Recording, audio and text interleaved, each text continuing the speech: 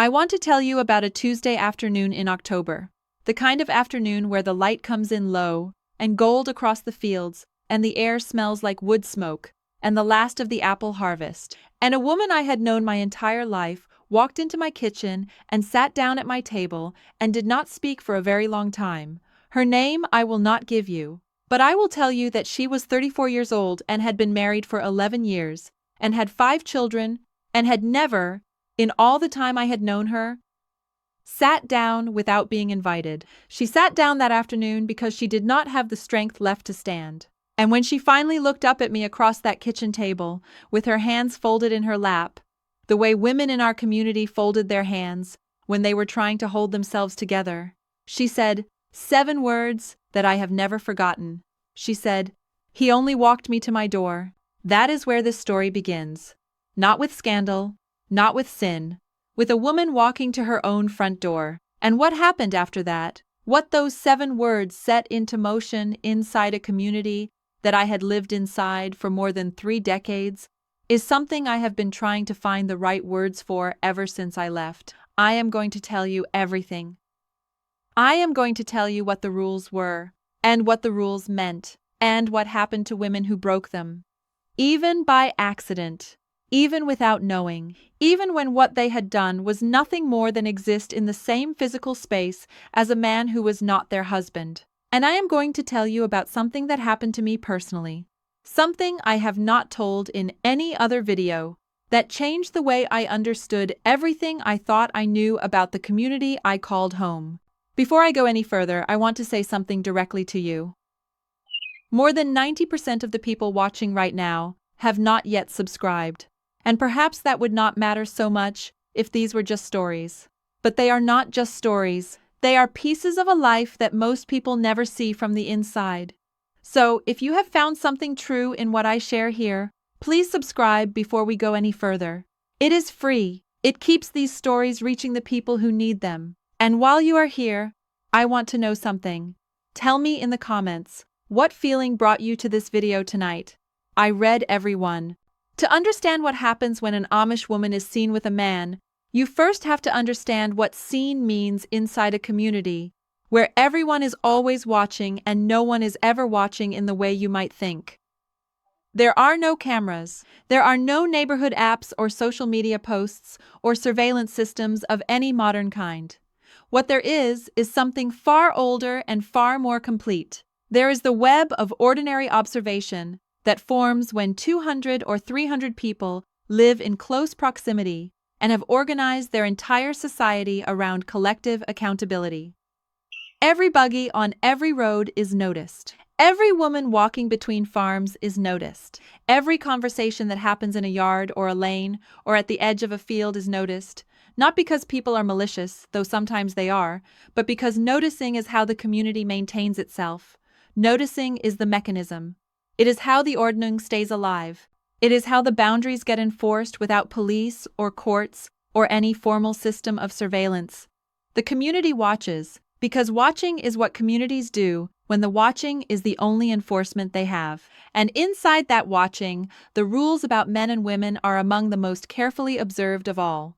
An unmarried woman does not spend time alone with a man who is not her father or her brother, or, during the courting period, her intended.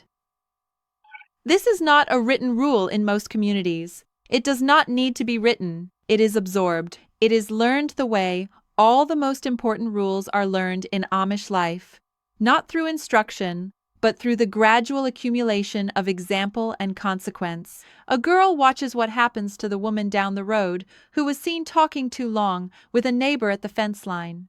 She watches the way the other women begin to talk in lowered voices. She watches the way invitations stop arriving. She files this away.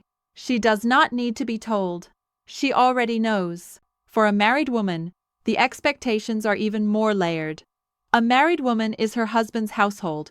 She is the visible face of his honor in the community. Her behavior reflects not only on herself, but on him and on their children, and on the family name that will carry through generations in that district. This is not cruelty by design, or at least, it was not experienced as cruelty by most of the women I knew who had been raised inside it. It was experienced as order. as the shape of a life that made sense within the frame they had been given. The trouble with frames, as I learned slowly and then all at once, is that you do not always see them until you are standing outside them, looking back. What happens, practically, when an Amish woman is seen with a man depends entirely on several things. Who saw her, what they saw, whether they said anything, and to whom, whether the woman in question has a reputation that makes the observation charitable or suspicious, and whether her husband, when he hears, which he will, because he always does, decides that the matter is private or public. These variables determine everything.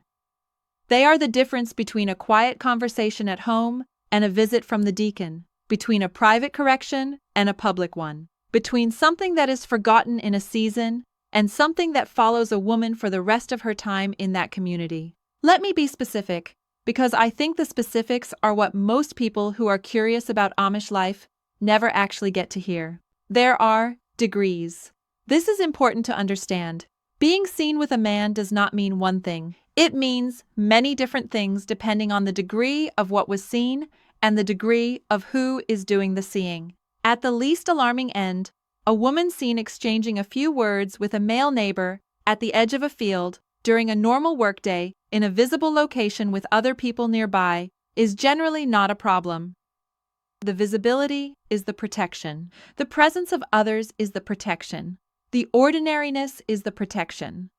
This is why Amish social life is so often conducted in groups and in open spaces. The architecture of the community is partly a system of accountability built into the physical arrangement of daily life.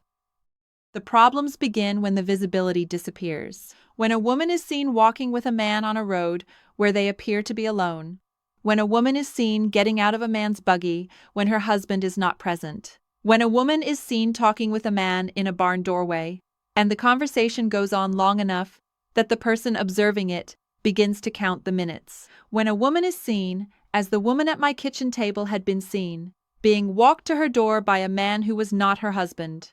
Even if the walking was innocent, even if the man was a cousin or a neighbor or someone who had simply offered to carry something heavy because her hands were full, what was seen is what matters. What was seen is what travels. And what happened to the woman at my table is what I want to tell you now, because it is the clearest example I have of how the system worked and what it cost. She had been at a neighboring farm, helping with a canning day. Several women had been there.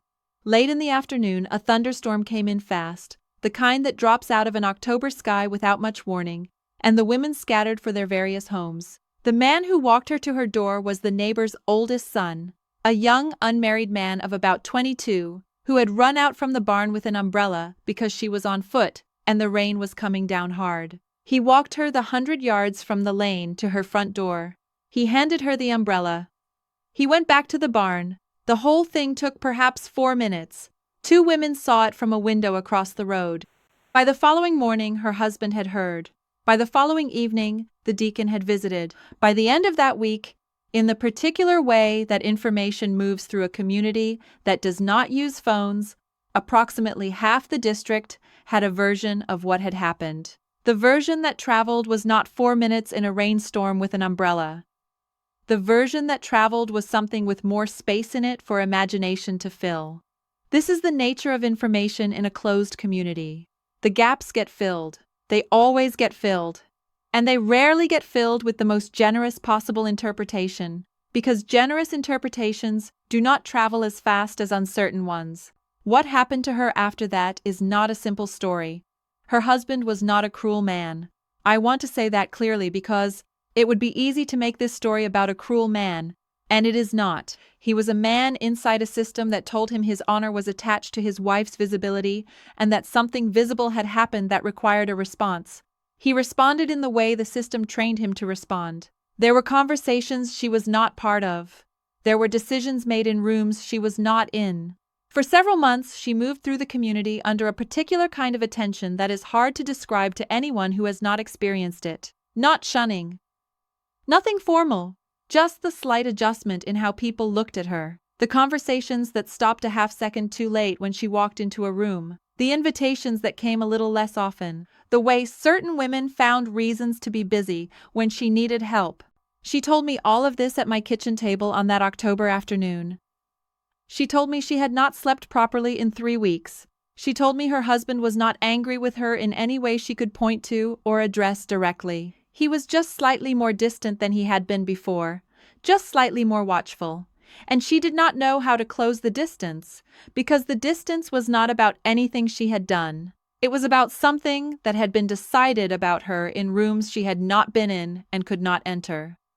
Now, I want to tell you the thing I have not told publicly before, because what she said at my table that afternoon sent me back to my own memory to a thing that had happened to me 12 years earlier, when I was still deep inside the community and did not yet know I was counting the years until I left.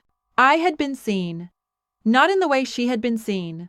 Something smaller, something that at the time I told myself was nothing, and that I buried quickly under the ordinary work of an ordinary day, because that is what you learn to do, inside a community, where being seen is always a risk. I had been seen standing in conversation with a man at the edge of the field behind our farm.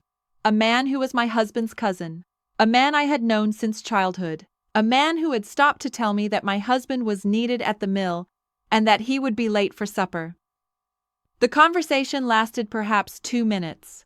We were standing in full daylight in an open field. Someone saw. Someone spoke. Nothing formal happened to me. My husband came home that evening and mentioned it in a tone that was not accusatory, but that was not nothing either. Just a mention, a careful, quiet mention, the kind that means, I heard something, and I want you to know that I heard it. I said what had happened. He believed me, or said he did, or acted in the way that was indistinguishable from believing me, and we did not speak of it again. But I thought about it for years. I thought about the 2 minutes in the open field. I thought about how something that was entirely ordinary had required me to explain myself. How the explanation had been accepted. How the acceptance still felt like a verdict. How I had spent several weeks after that measuring my own visibility, calculating the sight lines from neighboring farms before I spoke to anyone, editing myself in the open air of my own land in a way I had never consciously done before. I thought about how the system had not needed to formally punish me to change my behavior. The possibility of being seen was the punishment. The knowledge that seeing would lead to talking would lead to a mention in a tone that was not accusatory but was not nothing. That chain of events was enough. It had always been enough. It had probably always been the point. This is the thing I most want you to understand about what happens when an Amish woman is seen with a man. The formal consequences, the deacon visits, the community corrections, the mended or unmended reputations, those are real, and they happen, and they matter. But they are not the deepest mechanism. The deepest mechanism is what happens inside the woman herself, the way she begins to monitor her own movements, the way she calculates before she speaks, or walks, or stands still in her own field, the way the community's watching becomes her own watching, the way she carries the eyes of everyone who might be looking until she cannot always tell anymore which eyes are outside her and which ones she has taken in and made her own. I left the community when I was in my early 40s. I have been outside it for more than 2 decades now. I can walk down a street with a man I know and not think about who is watching. Most days, there are still mornings when I catch myself calculating. Still moments when I am somewhere open and visible, and I feel the old habit reach up from somewhere deep and ask me to account for myself. It passes. It passes faster than it used to, but it does not always pass completely. The woman who sat at my kitchen table that October afternoon eventually found her own way through. The attention faded, as attention in communities usually does, when something newer arrives to observe. Her husband's distance closed slowly, the way distances do when daily life keeps insisting on itself. Her children grew. She canned another season of peaches. She showed up in other women's kitchens and carried things and set tables and loaded benches and did all the things that reweave a person back into the fabric of a community that had briefly made her feel like a loose thread. She is still there, as far as I know, still in that community, still folding her hands the way women there fold their hands when they are trying to hold themselves together. I think about her when people ask me what happens if an Amish woman is seen with a man. I think about the 4 minutes in the rain.